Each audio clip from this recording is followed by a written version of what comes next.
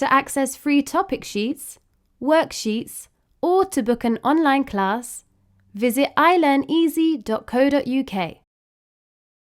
Oxymoron. In this video, we will learn about oxymorons. An oxymoron is a sentence or phrase with two opposite or contradicting words.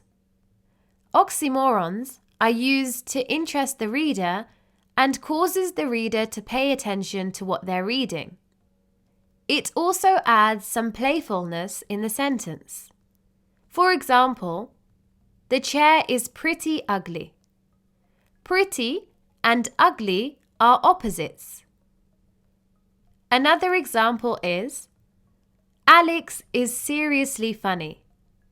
Serious and funny are opposites. Remember that an oxymoron is a figure of speech.